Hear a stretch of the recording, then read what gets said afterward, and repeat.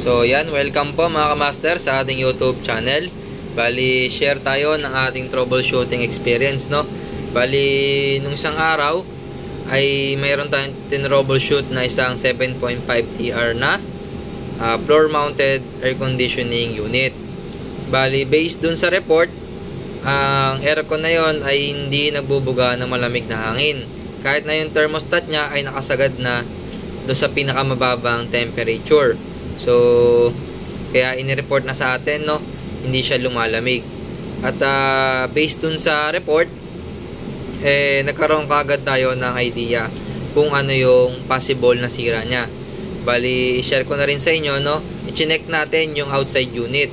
Bali, ang mga chinek natin ay yung pressure ng refrigerant, yung magnetic contactor, relay, at yung mga electrical devices na naka-install sa kanya, no, sa kanyang control panel, at saka yung ating exhaust fan motor, no, kung okay pa ba.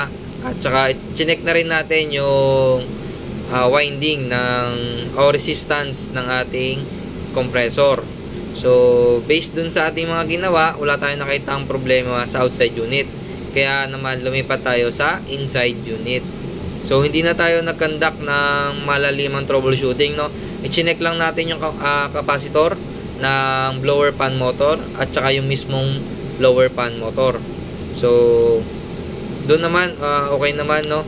Hindi natin masyadong chinek yung inside unit kasi sa outside unit pa lang malalaman na natin yung nagiging problema ng aircon. So, ang ginawa na lang natin, kamaster, at meron naman tayong spare ng thermostat. So, pinalitan natin ng thermostat yung aircon na yon. At nung pinalitan natin ng thermostat at pinaandar natin, so gumana naman siya mga kamaster. So, nagbuga siya ulit ng malamig na hangin. Pero inobserbahan natin yan ng 2 days under observation yung aircon. At after 2 days, wala namang naging problema. So, yun nga, si thermostat nga yung kanyang sira. Bali, ito yung thermostat na yon. Possible na nagmamalfunction to. Sabi rin nung nag-report sa atin, yung aircon na yon daw ay kung minsan ay delay yung pagbuga ng hangin, malamig na hangin. Kasi yung opisina ay medyo mainit na pero hindi pa rin siya nagbubuga ng hangin. Kumbaga, hindi tawag dito. Basta yun, hindi siya agad-agad parang yun nga, nagmamalfunction siya, no? Minsan magbubuga siya ng malamig na hangin, kung minsan naman ay hindi. So, yun nga, nung huli na ay hindi na talaga siya nagbuga ng malamig na hangin, kaya inireport na sa atin. At yun nga, pinalitan natin ng thermostat. Pero, chinek ko to mga kamaster, no? Okay naman siya, nag-okay naman siya. Nag-open circuit at nag-close circuit naman siya.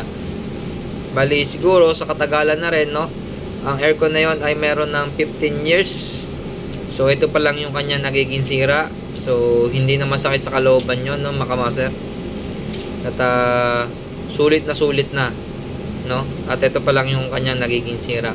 Bali, ngayon mga kamaster, ipapakita ko sa inyo kung paano ba gumagana sa thermostat.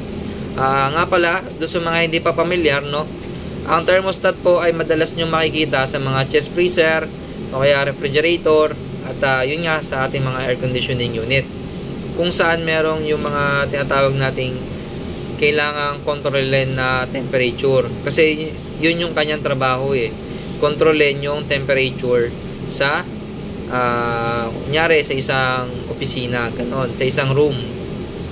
Yun po yung kanyang trabaho, no? At ititrigger niya si compressor kung kailan hihinto at kung kailan gagana.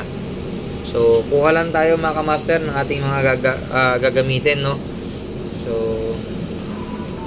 So, yan mga kamaster, bali na ihanda na natin yung ating mga gagamitin. Tester para sa continuity checking at saka isang baso. So, itong baso na to, lalagyan natin ng mainit na tubig at saka malamig na tubig. So, paliwanag ko muna mga kamaster bakit ganun ang ating gagawin. Kasi po mga kamaster, si thermostat ay meron po yung sensor. So, itong sensor na to mga kamaster, ito po yung pinaka-sensor niya, no? Dahil nga malaki yung aircon natin, So ito, malaki rin yung kanyang sensor, no? Kasi kadalasan sa mga window type mga kamaster ay wire na manipis lamang na kulay itim, na yung dulo ay parang diode ang itsura, makintab, ganun, no? Basta ganun yung kanyang itsura. At saka makikita nyo siya mga kamaster sa freezer. Ito yung pinaka box, no? Bali nasa gilid siya nakadikit. At dun sa aircon naman, wait lang, ilagay lang natin to sa ating patungan. Yan. Sa aircon naman mga kamaster ay nakahambala siya sa ating evaporator. So nakaganyan yung posisyon niya. Sa mga hindi pamilyar sa itsura ng evaporator, so ito po yung itsura ng evaporator. So yan po yun, no? Bali itong sensor ay ididip lang natin sa malamig na tubig at mainit na tubig. So dahil siya ay thermostat ng aircon, so kapag malamig, siya ay naka normally open. At kapag naman mainit ang kanyang na-sense, siya naman ay naka normally close. So ngayon, testerin natin. Tingnan natin kung nasa ang state na siya. So testing natin. So yan, may continuity. So check natin yung terminal. So yun, naka-open yata siya. Try natin buksan. Baka nakapatay. Yun. So, yan, nakapatay pala, no? So pinihit natin. Tingnan natin kung naka-normally close siya. So yun, no? Naka-normally close yung ating thermostat. Kasi nga, hindi niya pa nare-reach yung temperature na isinet natin sa thermostat. So yan, bali lalagyan natin to ng malamig na tubig. So kuha lang tayo ng malamig na tubig. So yan mga kamaster, meron na tayong malamig na tubig. So i-dip lang natin to. So yan. So kung may narinig kayong click sound mga kamaster, so yun na po yun, no? Nag-normally, yun. Ngayon pa lang pala, iba pala yung narinig ko kanina. So yan. So kung narinig nyo yung click sound na yun mga kamaster, ibig sabihin nag-normally open na siya. Kanina nung tinester natin, naka-close siya. Ngayon ay tetesterin natin.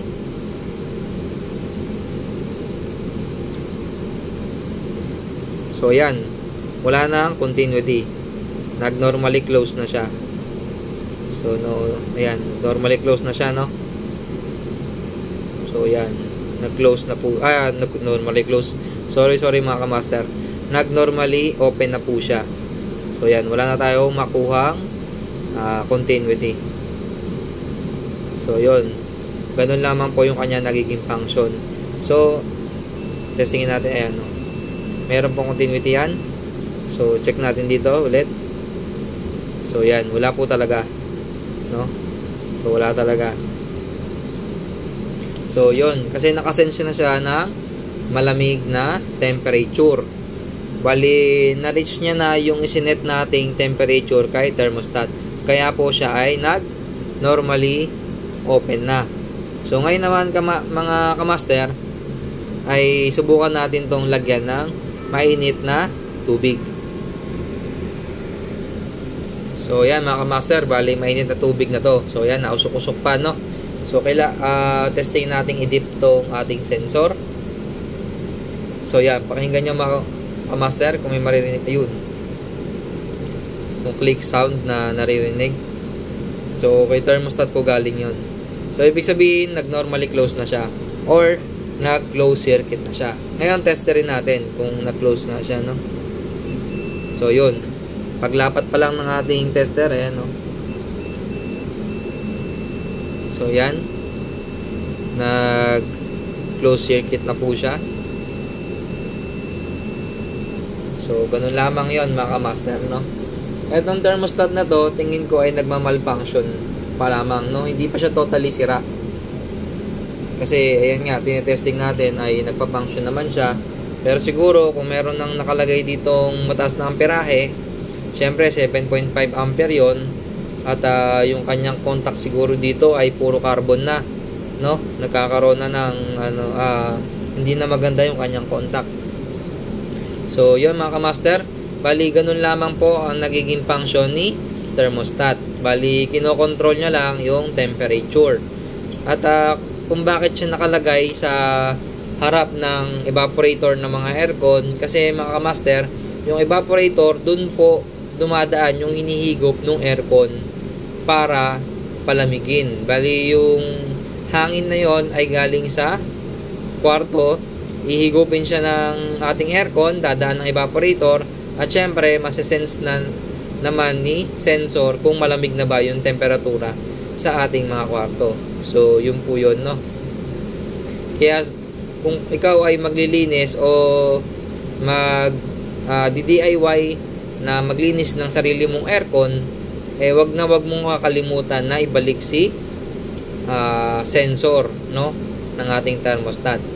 So, yan. Pagka wala yung sensor, paano gagana yung ating aircon? No, mga master?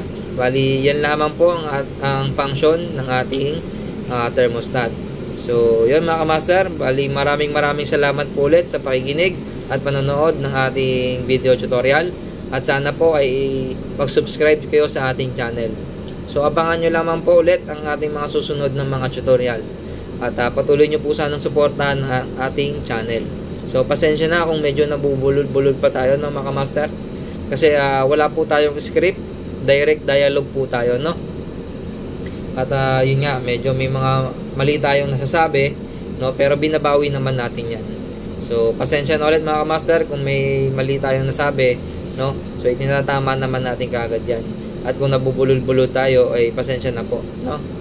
Medyo busy lang tayo, marami tayong meeting na ginagawa, no? So, yun. Maraming salamat ulit mga kamaster. Bali, abangan nyo lang ulit ng ating mga susunod na video tutorial. So, hanggang dito na lamang po. Maraming salamat mga kamaster.